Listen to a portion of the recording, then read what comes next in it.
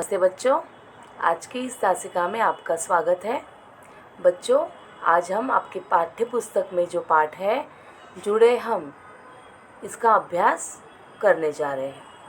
इस पाठ में बच्चों आपको अलग अलग चीज़ों के बारे में जानकारी दी गई है। उसमें से कुछ ऐसी बातें भी हैं जैसे कि जब एक व्यंजन दूसरे व्यंजन से जुड़ता है तो वो किस तरह जुड़ता है, उसके पीछे कुछ नियम है क्या, ये सब हम इस पाठ में देखेंगे। उसके साथ ही कुछ अलग अलग सब्जियों के बारे में भी हम जानकारी लेंगे। तो चलो शुरुआत करते हैं हमारी आज की तासिका को।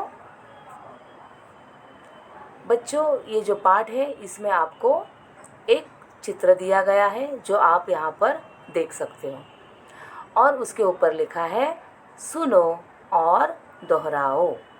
पहले मैं जो पढ़ती हूँ वो आप सुनोगे और उसके बाद उसे दोहराओगे, मतलब वापस एक बार उसे रिपीट करोगे। मुख्य लक्ष्य पर ध्यान लगाओ। मुख्य लक्ष्य पर ध्यान लगाओ। अब यहाँ पर आप देख सकते हो बच्चों कि यहाँ पर ये जो मुख्य, इसमें जो ख्य है उसके बाद ये क्ष है और यहाँ पर ध्या है। यहाँ पर आप देख सकते हो कि दो अलग अलग व्यंजन एक दूसरे से जुड़े हुए हैं। उसके बाद ये दूसरा चित्र देखिए बच्चों, ये है प्रहलाद विद्या चिन्ह पहचानो। प्रहलाद विद्या चिन्ह पहचानो। तो यहाँ पर क्या हुआ है, एक लड़की है जो, उस लड़के का नाम है प्रहलाद, उसे कहती है कि यहाँ पर जो अलग अलग चिन्ह है वो पहचानो। यहाँ पर भी आप देख सकते हो बच्चों कि यहाँ पर अलग अलग व्यंजन है वो एक दूसरे से जुड़े हुए हैं।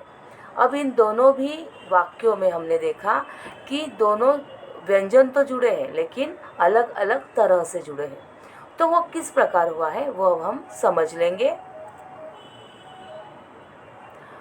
यहाँ पर देखो बच्चों, आपको कुछ शब्द दिए गए हैं।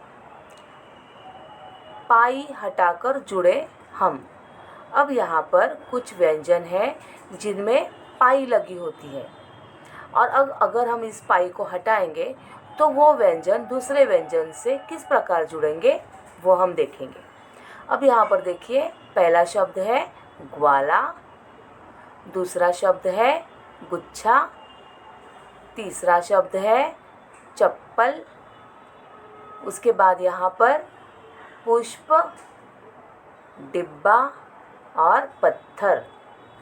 इन सारे शब्दों में आप देख सकते हो कि एक व्यंजन, जहाँ यहाँ पर आप देखो ग वा से जुड़ा है, यहाँ पर च छा से जुड़ा है, यहाँ पर प से जुड़ा है, यहाँ पर भी श प से जुड़ा है, यहाँ पर बा से जुड़ा है और यहाँ पर थ से जुड़ा है। तो अब हम देखेंगे कि ये किस प्रकार जुड़े हैं। पहले तो बच्चों हम समझ लेते हैं कि ये जो जुड़ना होता है उसे क्या कहते हैं। उसे कहते हैं संयुक्ताक्षर। संयुक्ताक्षर मतलब क्या, तो उसकी डेफिनेशन यहाँ पर दी गई है, उसकी व्याख्या हमें यहाँ पर दी गई है। जब दो अलग अलग व्यंजन आपस में जुड़ते हैं तो उसे संयुक्ताक्षर कहते हैं। फिर से एक बार देखिए बच्चों, जब दो अलग अलग व्यंजन आपस में जुड़ते हैं तो उसे संयुक्ताक्षर कहते हैं। जैसे यहाँ पर आप देख सकते हो च जुड़ा है छ से और इस छ से बना है ये शब्द मच्छर। यहाँ पर द्य जुड़ा है या से और उसका बना है द्य और यहाँ पर इस द्य से शब्द बना है विद्या। अब इसके कुछ उदाहरण मैं आपको दिखाती हूँ बच्चों। तो बच्चों, जब ये एक व्यंजन दूसरे व्यंजन से जुड़ता है तो उसके भी कुछ नियम होते हैं, वो हम पहले देखते हैं। तो ये जो संयुक्ताक्षर है इन्हें लिखने के नियम इस प्रकार है। पहला नियम है खड़ी पाई वाले व्यंजन की पाई हटाकर दूसरे स्वर सहित व्यंजन के साथ जोड़ा जाता है। तो जो व्यंजन होते हैं जिनको ऐसी पाई लगी होती है उन्हें कहते हैं खड़ी पाई वाले व्यंजन। तो ऐसे व्यंजन जब दूसरे स्वर सहित व्यंजन के साथ जुड़ते हैं तो वो कैसे जुड़ते हैं वो हम देखते हैं। तो ऐसे पाई वाले व्यंजनों की पाई हटा दी जाती है और उनको दूसरे व्यंजनों से जोड़ा जाता है। जैसे देखिए आप, ये ख है, ख की अगर आप पाई हटाएंगे तो वो ऐसा हो जाएगा। ये सारे जो दिए हैं ये है खड़ी पाई वाले व्यंजन। एक बार वो देखते हैं हम। ख, ग, घ, च, ज, त, थ, ध, न, प, ब, भ, म, य, ल, व, श, श, स। यह है खड़ी पाई वाले व्यंजन। और जब इनकी हम पाई हटाते हैं तो ये ऐसे होते हैं। ठीक है, तो इनको फिर दूसरे व्यंजनों के साथ जोड़ा जाता है। तो वो कैसे करते हैं, देखिए यहाँ पर आपको एक टेबल दिया गया है जिसमें पहला दिया है व्यंजन, उसके बाद खड़ी पाई हटाने पर वो व्यंजन कैसा होगा, उसके बाद वो जो खड़ी पाई हटाया हुआ व्यंजन दूसरे व्यंजन के साथ जुड़ता है तो वो कैसे बन जाता है और उससे बना हुआ शब्द। ऐसे मैंने आपको एक टेबल दिया है, उसको देखते हम। पहला देखिए बच्चों, ये है ख, यहाँ पर हमने उसकी पाई हटा दी, वो हो गया आधा ख। अब इस आधे ख को मैंने इस य के साथ जोड़ा तो हो गया ख्य और उससे शब्द बना ख्याति। उसके बाद यहाँ पर आप बच्चों देख सकते हो ये ग है, ये ग की मैंने पाई हटा दी, उसके बाद इस ग को मैंने जोड़ा ध के साथ तो हो गया द और उससे शब्द बना है मुग्धा। यहाँ पर बच्चों देखिए घ, ये हो गया आधा घ, इस आधे घ को मैंने न के साथ जोड़ा तो हो गया घ्न और उससे शब्द बना है विघ्न। तो इस प्रकार बच्चों हमने देखा कि किस प्रकार पाई हटाकर, खड़ी पाई हटाकर हम संयुक्ताक्षर बनाते हैं। उसके बाद है बच्चों दूसरा प्रकार, वो है हल लगाकर जुड़े हम।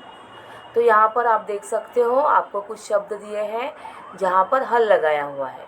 जैसे यहाँ पर देखो सिद्धू, लड्डू, बाह्य, द्वार, खट्टा, वांग्मय। यहाँ पर आप देख सकते हो द को हल लगाया है, यहाँ पर ड को हल लगाया है, यहाँ पर ह को हल लगाया है, यहाँ पर द, यहाँ पर ट और यहाँ पर न। तो बच्चों ये जो दूसरा नियम है वो हम देखते हैं। जिन व्यंजनों में खड़ी पाई नहीं होती उनके नीचे हलंत का चिन्ह लगाते हैं। अब ये कौन कौन से व्यंजन हैं जिनके नीचे हम हलंत का चिन्ह लगाते हैं वो हमने यहाँ पर दिया हुआ है। वो है ट, ड, द, ह। अब इसके नीचे हम हलंत लगाएंगे तो वो ऐसे हो जाएंगे। ठीक है,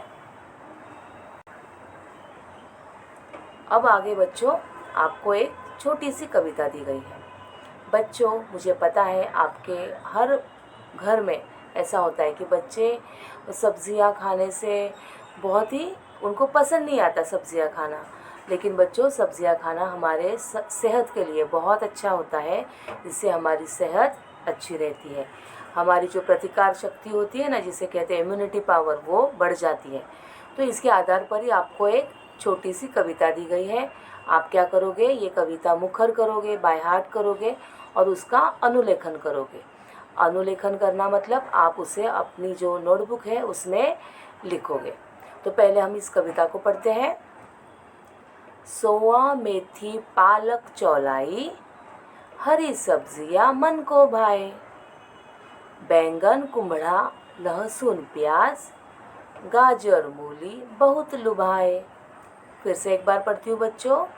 ये सब सब्जियों के नाम है। अगर आपने ध्यान से सुना या देखा है तो आपको समझ में आएगा कि ये सारे सब्जियों के नाम हैं। सोआ, मेथी, पालक, चौलाई, हरी सब्जियां मन को भाए, बैंगन, कुम्हड़ा, लहसुन, प्याज, गाजर, मूली बहुत लुभाए। उसके बाद देखो बच्चों, ककड़ी, मटर, आलू लाओ, लाल टमाटर को मित्र बनाओ, चुकंदर, भुट्टा, कद्दू खाओ, हर बीमारी को दूर भगाओ।